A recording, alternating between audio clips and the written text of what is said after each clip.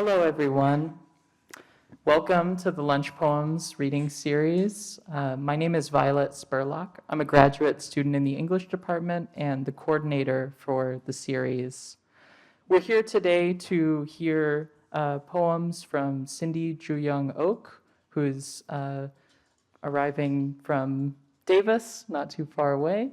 And before we begin, I'd like to thank Dr. Tom Colby, the Morrison Library, the Dean of Arts and Humanities, and the English department, who are all funding contributors to the series. And I'd like to thank Pegasus Books for selling books after the event. There are copies of Cindy's first collection, Word Toward, but her very recent translation of an early book by the Korean poet Kim Hyesoon was not available from the distributor, but I encourage you all to find it on your own time. It was published just last month. And I'd like to finally ask everyone in the audience to please silence their phones before the reading begins. And finally, I would like to welcome to the stage Professor Jeffrey G. O'Brien, the director of the series, who will be introducing Cindy. Thank you.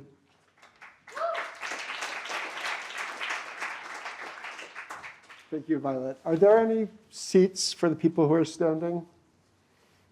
Okay, maybe we can get some more seats put down. All right, I'm really glad to have Cindy with us all the way from another UC. I'm going to talk about that first book, Word Toward. It's a title and a book that gets going before the poems even start. Word as a suffix denotes tendency and especially direction, as well as a suggestion of not yet having gotten where and to what one intends. Word in these poems examines intention and direction, while of course also offering itself as denoting that part of a hospital or a dependent child.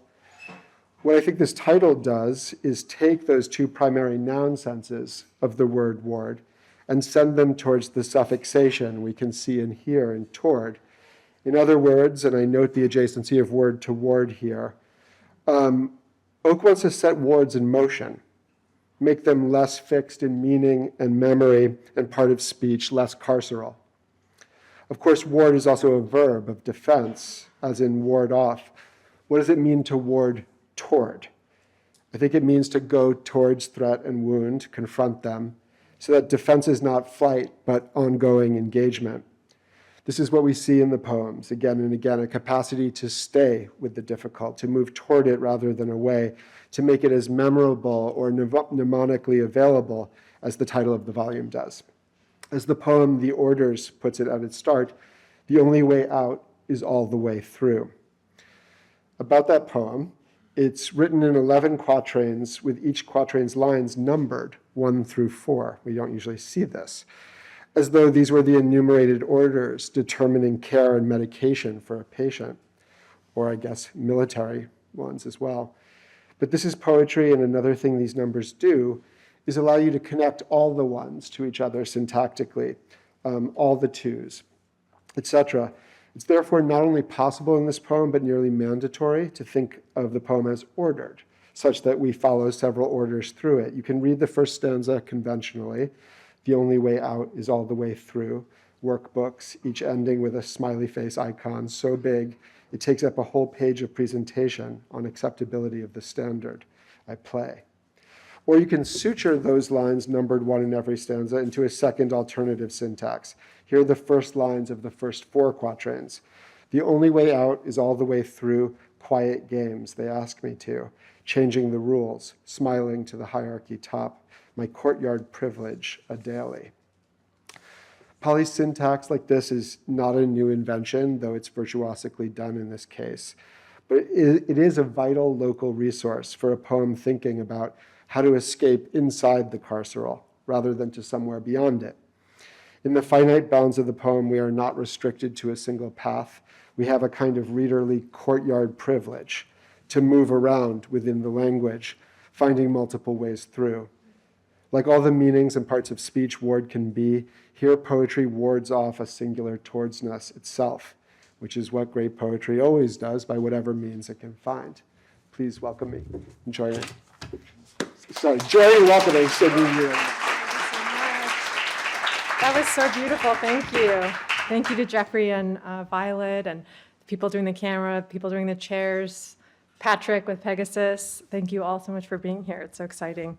I am really grateful to be here, and I am thinking about Etel Adnan, who is on the cover of the book, and who, of course, this area was so important to her. And what Jeffrey was saying reminds me of something she said about how, because she was a poet and she was a painter, about how when you are trying to go into this world without words, you nevertheless sort of need words to arrive there.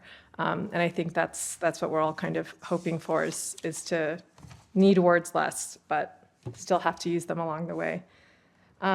So I have this idea of myself as a child as very extreme. Like I was always told, oh, you ate 3 times as much formula as normal, and we were worried, and then we had to take you to the doctor, or like, you were running at 9 months, and we didn't know what to do, and this idea that I went to extremes. And then when I was teaching high school, I taught high school physics for years, I realized every child goes to extremes in their own special way. Shake out. I got it. I went to extremes. Are you listening? Are you listing? The constructions we know of holiness and madness converged only later. Ambulances are cradled and dolls go to war for the same reason the word elegy appears so often in poems. There are places where shaking is expected, loss is assumed. You and everyone should applaud my labored nonchalance. Luckily, I happen to know that coyotes love cemeteries, and vertigo on set is typical in such a clean gallery. This is the part of every night you honor the years you had person permanence. But of course, still water is only still internally and still moves when a tire is passed across it and back, as pagodas assimilate like peninsulas who have all gone agnostic, switching prison cells.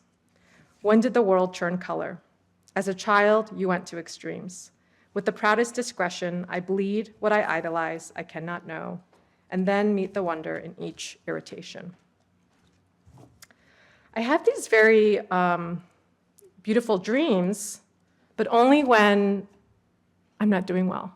Only when my days are boring, then my nights will be very exciting and strange, and I'll remember all these dreams. And normally I think people are not very interested to hear your dreams. And so they're really kind of your own realities and your own memories. But luckily I've written mine out, so everybody will be forced to listen. Ceremony. I compose cakes mostly and paint stationery when done bearing articles, sparing pronouns.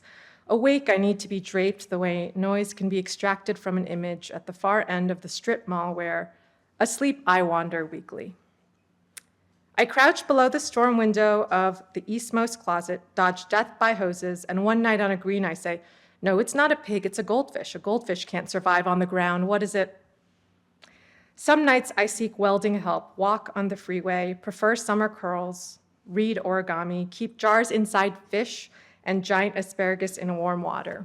I hide a book and the keys, carry someone else's baby past the wedding security. Morning speech is edited, lamps have levers, and only faucets are theory, as other lungs become haunted. In a dream, a former lover and her new lover and their old lover recite a poem titled A Summer Date. My sister recognizes it, and I think all there is left now is.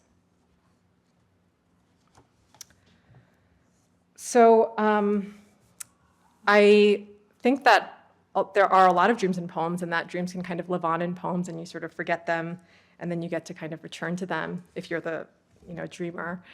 And in this next poem, Patch, I have an amazing observation from a stranger that I forgot about, or I would have forgotten about if it had not ended up in a poem.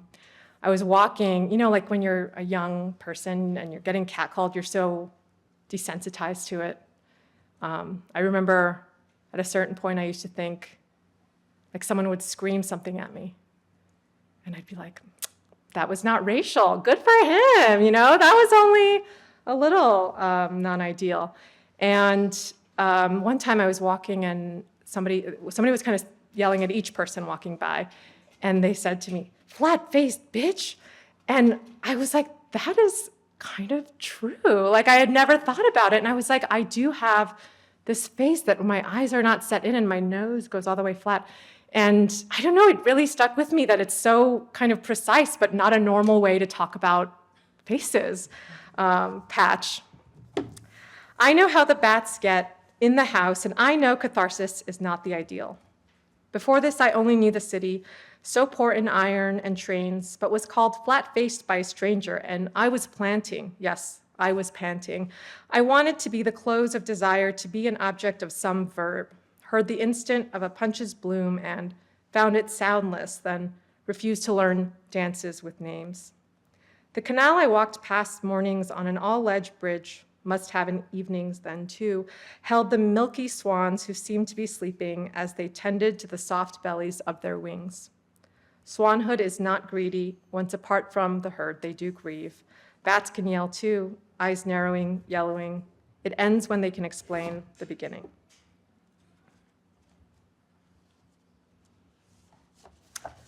This next poem was called by my cousin, who's a full-time TikTok influencer. This poem was called A Piece of Content. So I know there are other poets in the room. Hope everybody's making their content. Moss and Marigold. My country is broken, is estranged, is trying, we write. As though there is such a material as a country, as though the landlord doesn't charge rent for life lived outside the house. When it comes to survival, there is no right way, but there's no wrong way either. The country is a construction, with each writing becomes more made. I am making it now, here, to you, to say my country provides an illusion of synthesis, as my landlord supplies a fantasy of individuality. When I picture a country, the ground is newly stormed, the snow a kind of revision in its refusal of fission.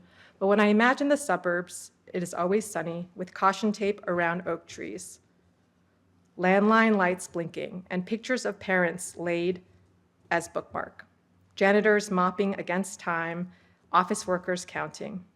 The city's in my name, and its only borders are my bodies, my counted and settled and made state. I'm going to read the first poem from my book, and it's in that kind of the psych ward that Jeffrey had mentioned. And it was really early. It was one of the first poems that I had written. And actually, it was two poems that I wrote the same week. And then later, I smushed them together. Sometimes it happens that way, doesn't it? 3-act comedy. 1.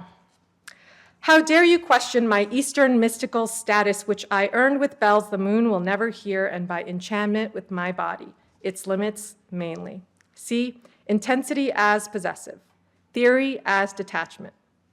What had happened was I happened not to die, spit out and over by a series of buildings, ward to ward, adjustable beds, and notarized briefs. See, I'm begging you, apology as redundant, the microphone as penis. 2. Bone by bone, this poem erases adjectives, green, harsh, infinite, and their stains. It becomes a student of waiting when its coffin doesn't fit the hole, everybody watching. It had been a student of borders, of the spiderweb on the cave marking time, of the age of trees and colonized lands, and a child of resurrection, measuring windows. The poem disrupts its own lure, doing the work of the body, power modulated by convenience. 3. I lobbied for the dignity to shit unsupervised, and rain is romantic when you're rich and redeeming your reputation as a domesticated wreck. Later, I took turns playing martyr with one who claimed to hate birthdays rather than risk disappointment by another's hand. What had happened was I left her. I think, see, plot as Western. I don't believe in anything, not even the idea of California. No, I know, not even its sequoias. I'm going to read a little bit from the translation. And I want to situate it a little bit. This author, Kim Hyesoon, she was working as an editor. She was in her 20s, and there was a dictatorship, a military dictatorship supported by the US in South Korea. And part of her role was to deal with these censors. So sometimes they would, and it was a physical censorship, right? So they would kind of paint the pages with the coal. And so sometimes they would return it and everything would be erased, including the title, everything besides, the author's name. And then it would be her role to kind of deliver this news to her authors. So I'm going to talk a little bit about my perspective on translating from Korean to English, this book that I was translating when I was the age that she was when she wrote it. Translation from Korean to English is an imperial realm. Several systems have been invented for the military, tourism, and other so-called official purposes of nation-states. These alphabets map and orient by assuming language to be a controlling totality.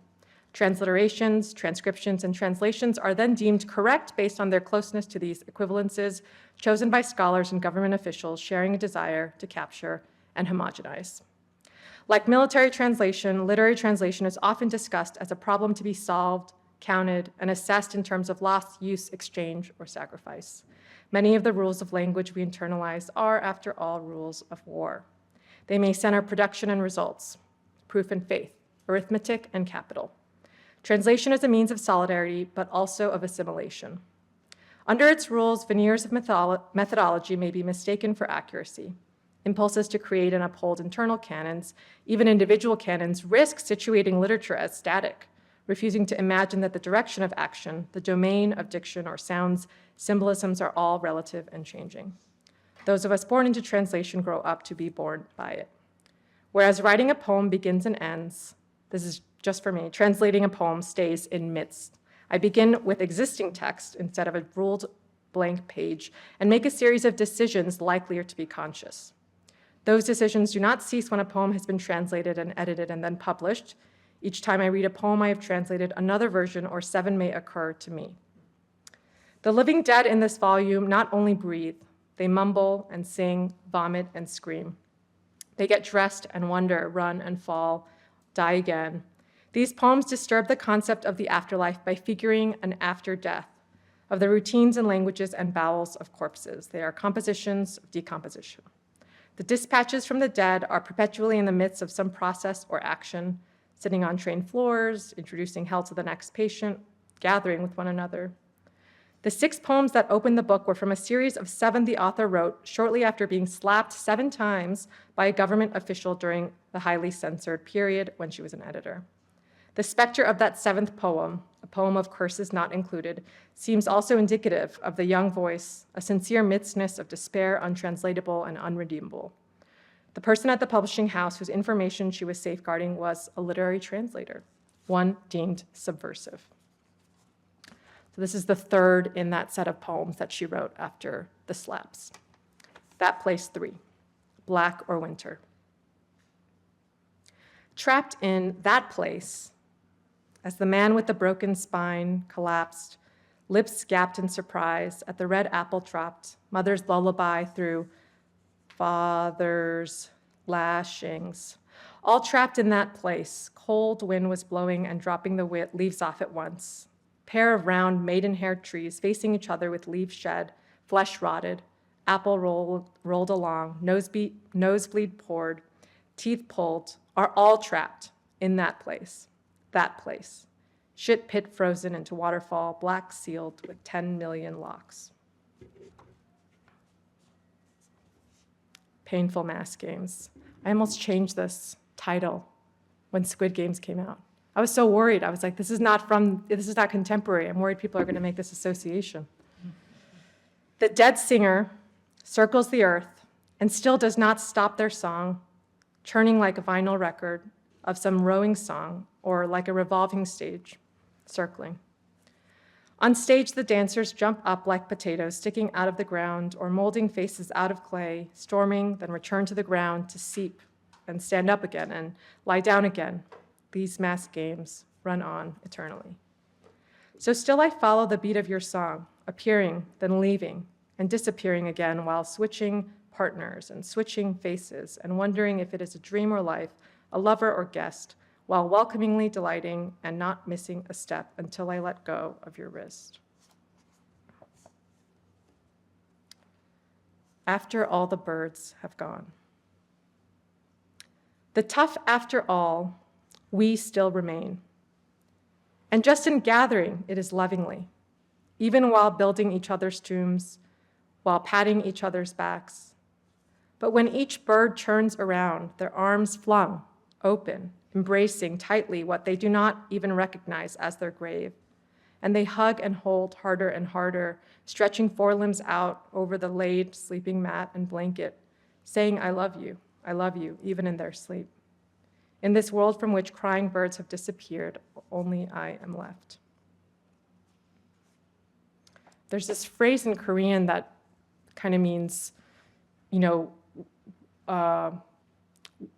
to withstand.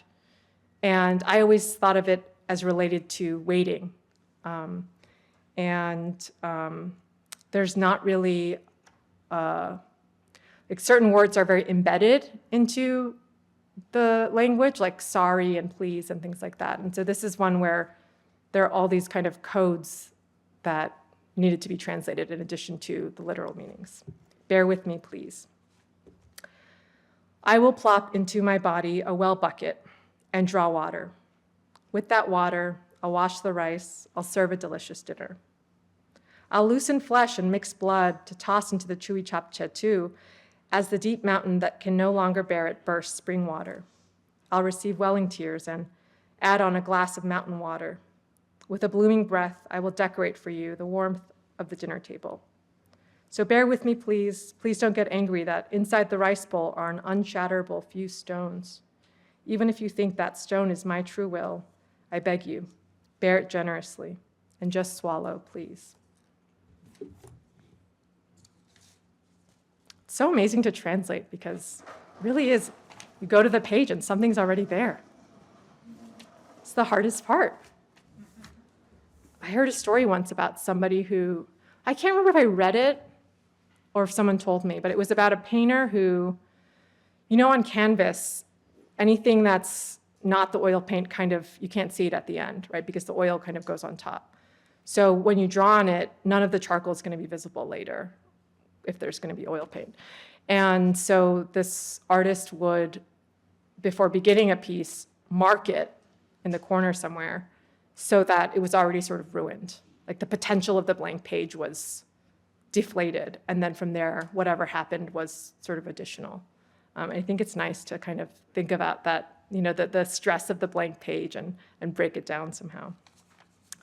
I'm going to read a couple newer poems. I was a patient, I became this neurosurgical patient, and I was like learning so much. I would learn the terminology, and then I would go home and become a student of all this stuff. This is a few years ago, and people started asking me, the doctors would say, are you a doctor? The nurses would say, are you a nurse? Because I would, have remembered what they said last time. And I sometimes see people reading on the subway, and I'll think, maybe that person wants to be a writer. Maybe they're thinking about leaving their 9 to 5, And I'm projecting, and I think like, oh, we're all kind of just thinking, is everyone me? Is everyone me? Are you me? Spillway. The paintings I have known are not remainders, not evidence of catharsis or any feeling. So many angiograms later, I speak of contrast with clarity, and my new neurosurgeons ask if I am a doctor. Our imaginations mirrors. When I vomit Texas oysters I was advised against on a cedar elm, when I translate the results of a spinal fluid test that free my mother, neither is extra or extraordinary. No leftovers of life, each memory work, all hope controlling. I doctor pages with overlapping chords, assuming rivers can flow in more than one direction, whereas death is my only problem. Our imaginations, mirrors. Actually, I'm going back to Texas next week. I have to be careful not to eat oysters, landlocked oysters. Prime. So This one I wrote before I was mistaken for a doctor, and I was a layperson and didn't know anything. Early on in this process, they had told me to write a will, and they were very serious about it. And I kept telling everyone, I don't have anything. I just have my MacBook Pro 2021 and my Toyota Camry 2012. Still going. And, but it got me thinking about obituaries and how, you write your own will and then someone else writes your obituary. And imagine all the obituaries written for writers who didn't get to write their own and what the writers would think, like, oh, they focused on this or they quoted that. And the frustration of that kind of, neurosis. And so I tried to write my own obituary, and of course it doesn't work. You have to be dead and you have to be someone else. But it was an interesting exercise, this kind of will/obituary prime. Born loved, died loved, and in between so often got what I wanted.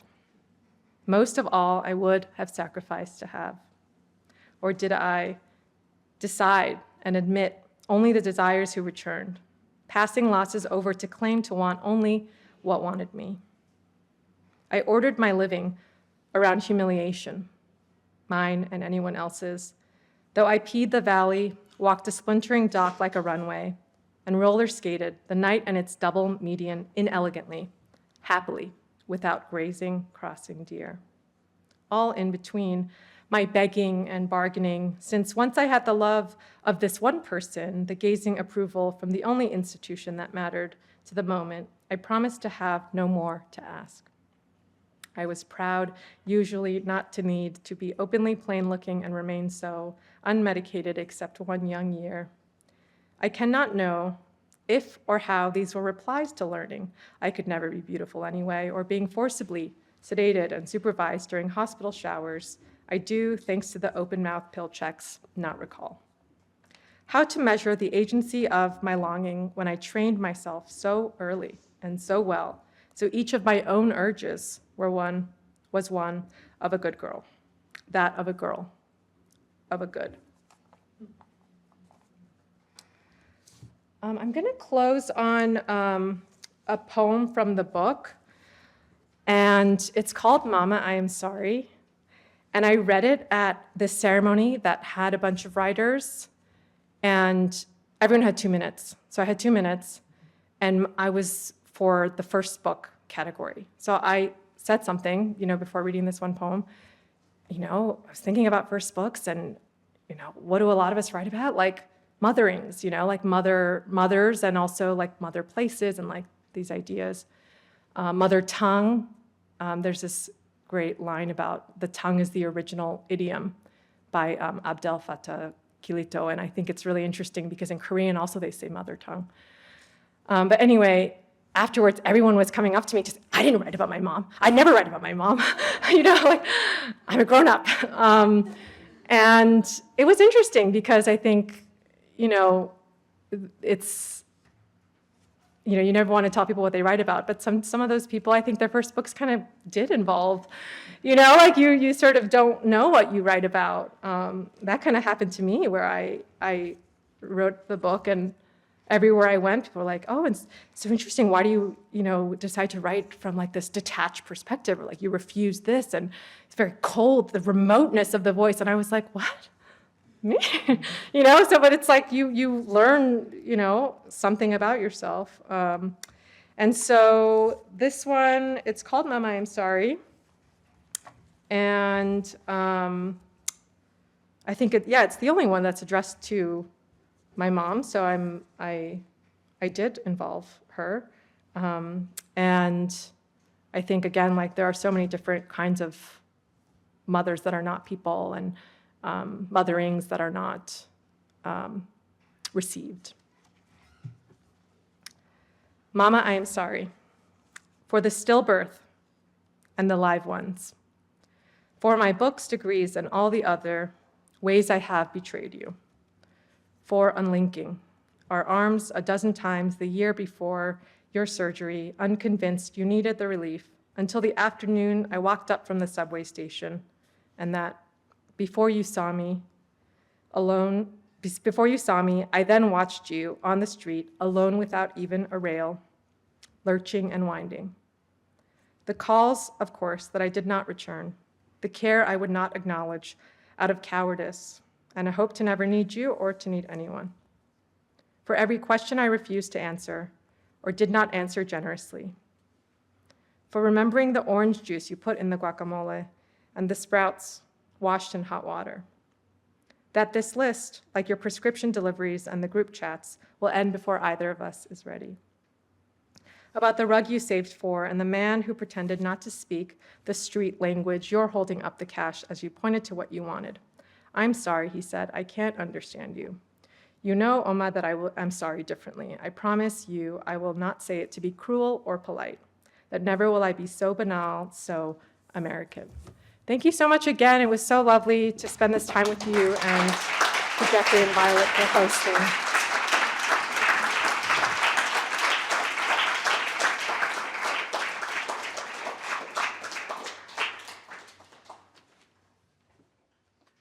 Thank you so much, Cindy, for that wonderful reading. If you would like to purchase a book and have Cindy sign it, you can do so at the far end of the room from Patrick. I'd like to also invite you to join us on the first Thursday of next month, April, to hear Tanya Foster read. And finally, if you want to hear about all of our future events on your way out, you can sign a mailing list sign-up sheet that is on the counter of the librarian's desk. Thank you so much, and hope to see you again soon.